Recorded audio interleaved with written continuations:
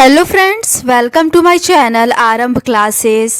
आज के इस वीडियो में हम लोग बीपीएससी टीआरई पॉलिटिकल साइंस के लिए क्लास 6 to 8, 9, 10 और 11, 12 के लिए प्रीवियस ईयर क्वेश्चंस और एनसीईआरटी और एससीईआरटी बेस्ड प्रैक्टिस सेट को सॉल्व करेंगे। इस बुक में कुल 20 चैप्टर से रिलेटेड क्वेश्चंस दिए हुए हैं। इसमें BPSC TRE, DSSB TGT PGT, KVS TGT PGT, NVS TGT PGT, EMRS इन सभी एग्ज़ाम्स में पॉलिटिकल साइंस के जो क्वेश्चंस पूछे गए हैं वो सभी दिए हुए हैं। इस बुक में उन सभी एग्ज़ाम्स के क्वेश्चंस दिए हुए हैं जिसमें एनसीईआरटी से डायरेक्ट क्वेश्चंस पूछे जाते हैं, तो ये आपके लिए बहुत ही यूज़फुल होगा। तो बिना देर किए चलिए आज का ये वीडियो शुरू करते हैं। इसके ऊपर के क्वेश्चंस का डिस्कशन हम लोगों ने इस सीरीज़ के प्रीवियस पार्ट में कर लिया है। आज हम लोग उसके आगे के क्वेश्चंस का डिस्कशन आपके साथ करेंगे। क्वेश्चन नंबर 31 है, लंकाशायर क्षेत्र यूरोप में किस उद्योग के लिए जाना जाता है? इसका सही आंसर है ऑप्शन ए, सूती वस्त्र।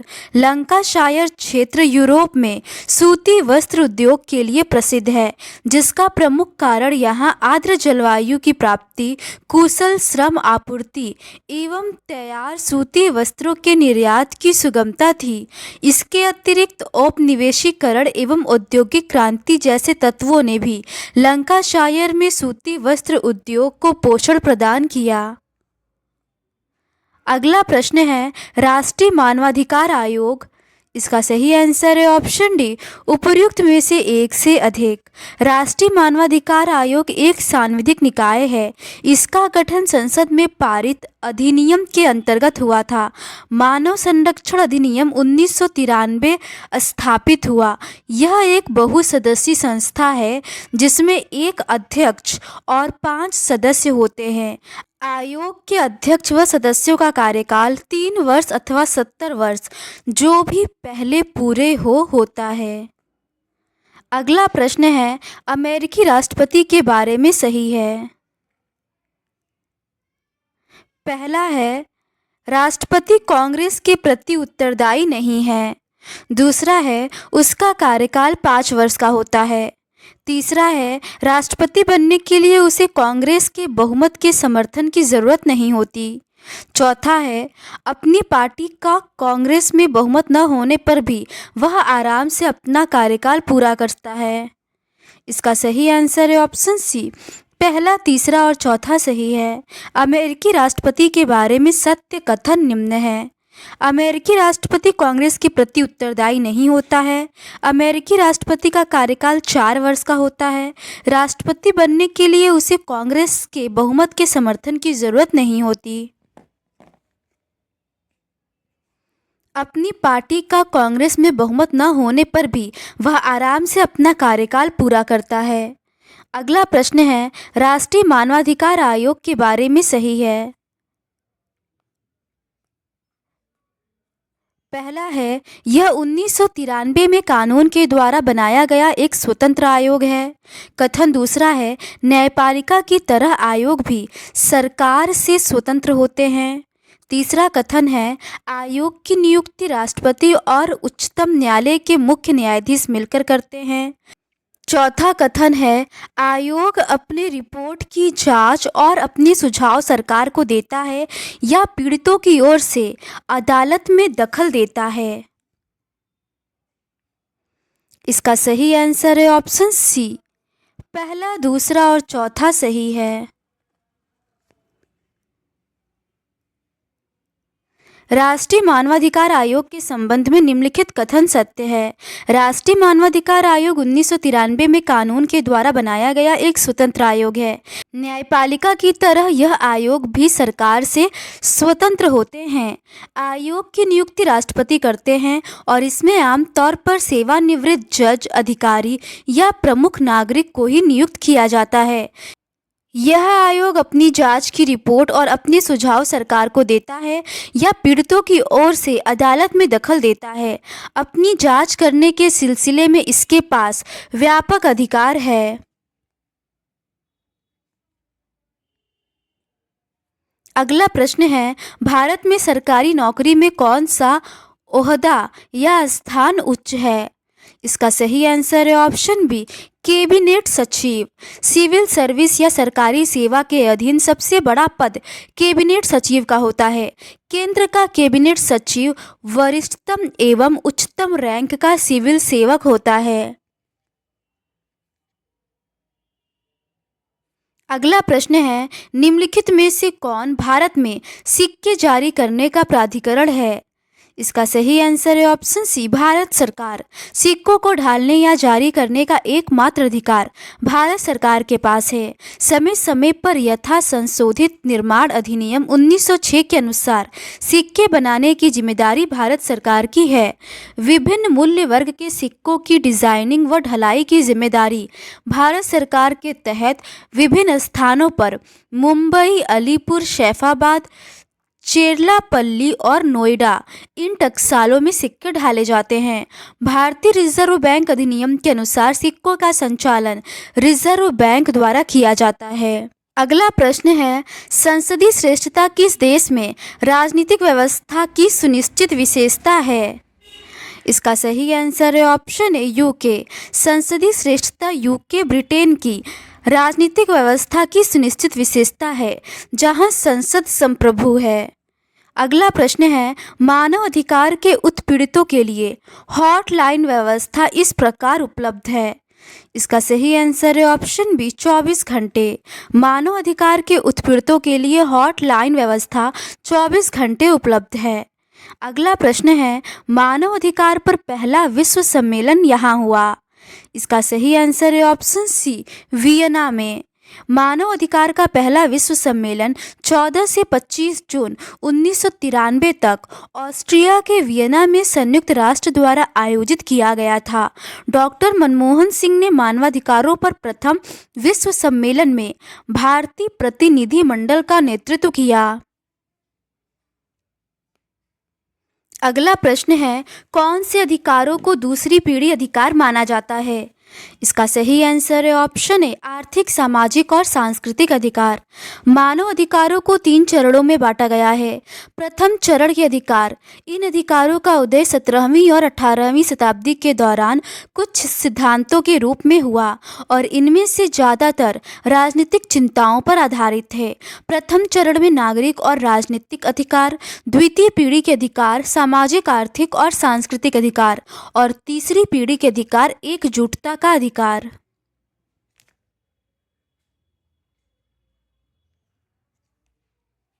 अगला प्रश्न है, हर वर्ष मानव अधिकार दिवस इस दिन मनाया जाता है। इसका सही आंसर है ऑप्शन सी, 10 दिसंबर को। वर्ष 1948 में संयुक्त राष्ट्र महासभा द्वारा मानव अधिकारों की सार्वभौमिक घोषणा को मंजूरी देने के उपलक्ष्य में प्रति वर्ष 10 दिसंबर को मानवाधिकार दिवस मनाया जाता है। अगला प्रश्न है, वर्तमान में राष्ट्रीय मानवाधिकार आयोग के अध्यक्ष कौन हैं? इसका सही आंसर इन चारों ही ऑप्शंस में नहीं दिया गया है क्योंकि 2026 में राष्ट्रीय मानवाधिकार आयोग के अध्यक्ष न्यायमूर्ति वी राम सुब्रमण्यम है।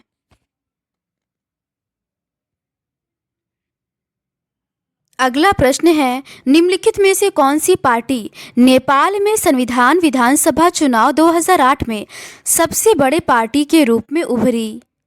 इसका सही आंसर है option A, communist party of Nepal, माओवादी। नेपाल में संविधान विधानसभा चुनाव 2008 में कम्युनिस्ट पार्टी ऑफ नेपाल माओवादी 575 निर्वाचित सीटों में 220 सीटों के साथ चुनाव में पहले स्थान पर रही और संविधान सभा में सबसे बड़ी पार्टी बन गई। अगला प्रश्न है, किस वर्ष राष्ट्रीय मानवाधिकार आयोग की स्थापना की गई थी? इसका सही आंसर है ऑप्शन ई, उपयुक्त में से कोई नहीं। भारत का राष्ट्रीय मानवाधिकार आयोग 12 अक्टूबर 1993 को गठित किया गया। यह एक वैधानिक सार्वजनिक निकाय है। मानवाधिकार आयोग का मुख्यालय नई दिल्ली में स्थित है।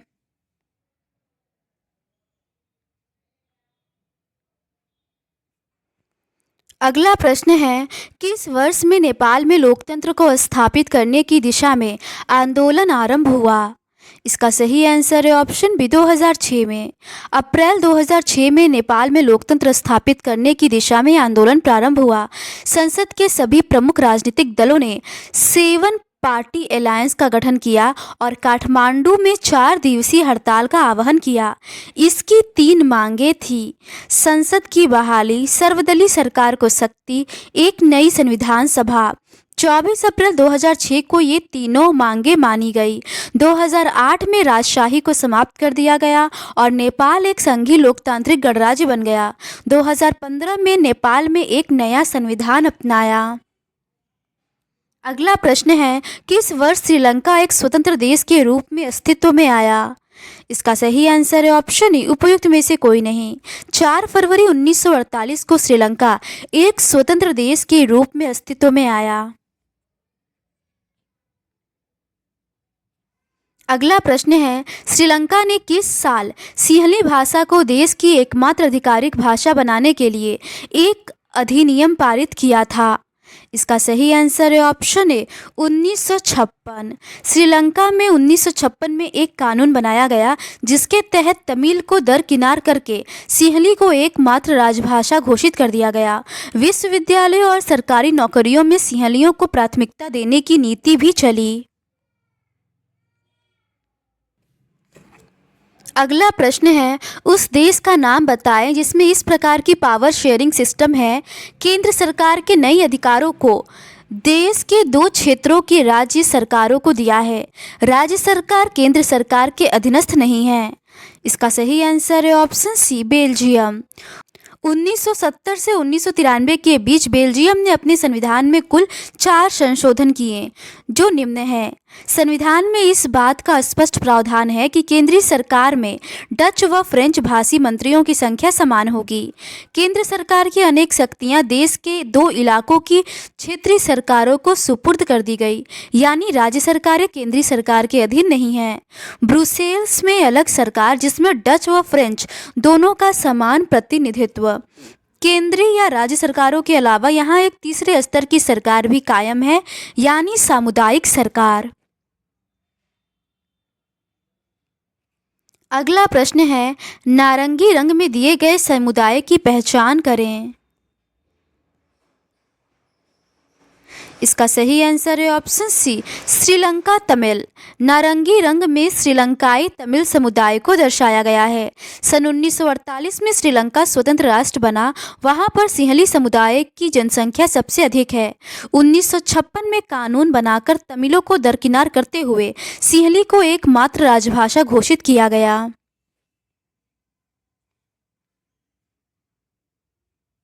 अगला प्रश्न है, श्रीलंका में सिंहली भाषियों और तमिल भाषियों के बीच टकराव का कारण क्या था? ए है सिंहली भाषी लोगों की बहुलता, बी है तमिल बोलने वाले लोगों की बहुलता, सी है अधिकतर सिंहली भाषी लोग बौद्ध हैं, डी है अधिकतर तमिल लोग हिंदू हैं। इसका सही आंसर है ऑप्शन सी, ए, सी और डी। सन 1948 में श्रीलंका स्वतंत्र राष्ट्र बना। तब सिंहली समुदाय के नेताओं ने अपनी बहुसंख्या के बल पर शासन सत्ता पर प्रभुत्व जताना चाहा तथा 1956 में एक कानून बनाया जिसके तहत तमिल को दरकिनार करके सिंहली को एकमात्र राजभाषा घोषित कर दिया गया तथा सिंहलियों को सरकारी नौकरियों में प्राथमिकता देने की बात कही गई। चूंकि अधिकतर सिंहली भाषी लोग बौद्ध है, इसीलिए यह भी प्रावधान किया गया कि सरकार बौद्ध मत को संरक्षण और बढ़ावा देगी। तमिल लोगों में अधिकतर संख्या हिंदुओं की है, कुछ मुसलमान भी हैं।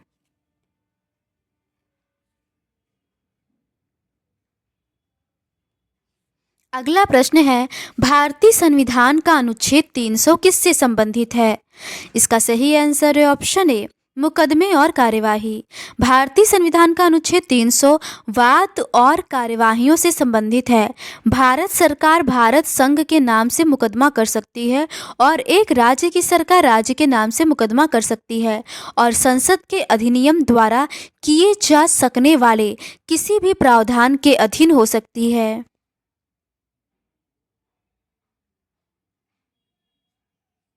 अगला प्रश्न है, सिंहली को एकमात्र आधिकारिक भाषा के रूप में मान्यता देने के लिए किस वर्ष श्रीलंका में एक अधिनियम पारित किया गया? इसका सही आंसर है ऑप्शन बी 1956 में। वर्ष 1948 में श्रीलंका स्वतंत्र राष्ट्र बना। सिंहली समुदाय के नेताओं ने अपनी बहुसंख्या के बल पर शासन पर प्रभुत्व जमाना चाहा। 1956 में एक कानून बनाया गया जिसके तहत तमिल को दरकिनार करके सिंहली को एकमात्र राजभाषा घोषित कर दिया गया।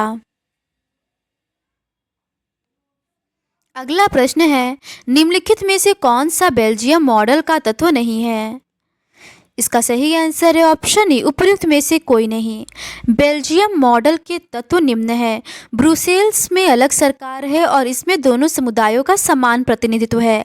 फ्रेंच भाषी लोगों ने ब्रुसेल्स में समान प्रतिनिधित्व के इस प्रस्ताव को स्वीकार किया क्योंकि डच भाषी लोगों ने केंद्रीय सरकार में बराबरी का प्रतिनिधित्व स्वीकार किया था। केंद्र सरकार की अनेक शक्तियां देश के दो इलाकों की क्षेत्रीय सरकारों को सुपुर्द कर दी गई, यानी राज्य सरकार केंद्रीय सरकार के अधीन नहीं है। केंद्रीय और राज्य सरकारों के अलावा यहाँ एक तीसरे स्तर की सरकार भी काम करती है, यानी सामुदायिक सरकार।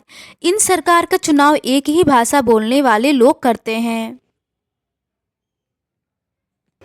अगला प्रश्न है, सही विकल्प चुनकर रिक्त स्थान की पूर्ति करें।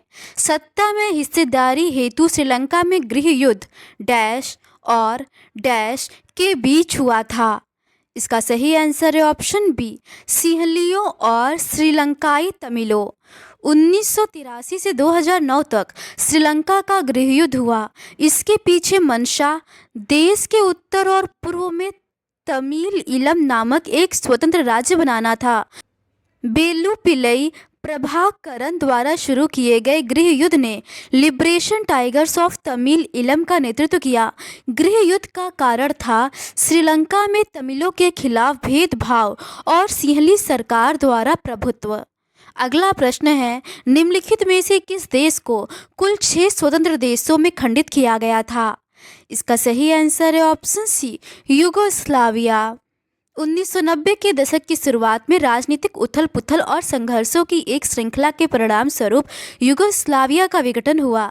धार्मिक समाप्ति जातीय रेखाओं के साथ राजनीतिक प्रतिस्पर्धा ने यूगोस्लाविया को 6 स्वतंत्र देश में विघटित किया। 1980 के दशक में राजनीतिक और आर्थिक संकट की अवधि के बाद यूगोस्लाविया के समाजवादी संघीय गणराज्य के घटक गणराज्य अलग हो गए, लेकिन अनसुलझे मुद्दों ने कटु अंतर्जातीय युगोस्लाव युद्धों का कारण बना।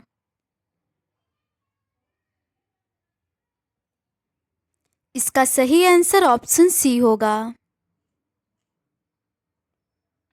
अगला प्रश्न है, विख्यात राष्ट्रीय आंदोलन जो नेपाल में शुरू हुआ कब हुआ?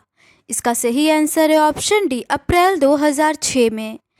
अप्रैल 2006 में नेपाल में विख्यात राष्ट्रीय आंदोलन हुआ। अगला प्रश्न है, श्रीलंका में एकमात्र आधिकारिक भाषा के रूप में सिंहली को पहचान दिलाने के लिए किस वर्ष एक अधिनियम पारित किया गया था? इसका सही आंसर है ऑप्शन बी 1956 में। सिंहल आधिकारिक भाषा अधिनियम 1956 के अंतर्गत श्रीलंका संसद द्वारा सिंहला भाषा को एकमात्र आधिकारिक भाषा घोषित किया गया। अगला प्रश्न है, बेल्जियम की राजधानी क्षेत्र में बहुतायत रूप से बोली जाने वाली भाषा का नाम बताइए। इसका सही आंसर है option B French. Dutch Belgium की सबसे अधिक बोली जाने वाली प्राथमिक भाषा है। फ्रेंच के साथ यह ब्रुसेल्स राजधानी क्षेत्र की एक आधिकारिक भाषा है। फ्रेंच राजधानी क्षेत्र में बहुतायत बोली जाने वाली भाषा है।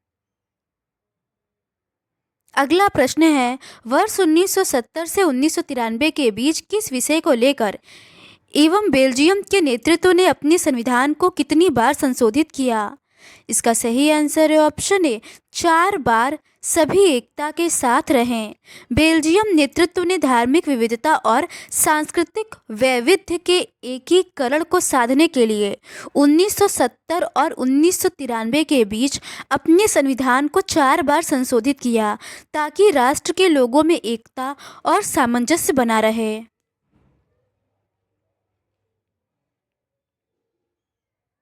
अगला प्रश्न है, राजा महेंद्र ने डैश में नेपाल के शाही लोकतांत्रिक संविधान का शुभारंभ किया।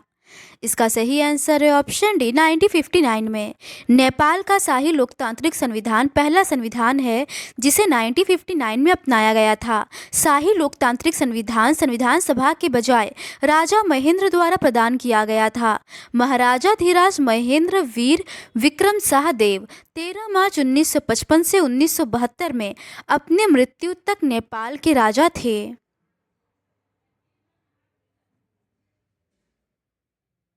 तो आज के इस वीडियो में बस इतना ही। बाकी के रिमेनिंग क्वेश्चंस का डिस्कशन हम लोग इस सीरीज़ के नेक्स्ट पार्ट में करेंगे। अगर आपको ये सीरीज़ पसंद आती है तो please do subscribe to my channel and like this video. Thank you.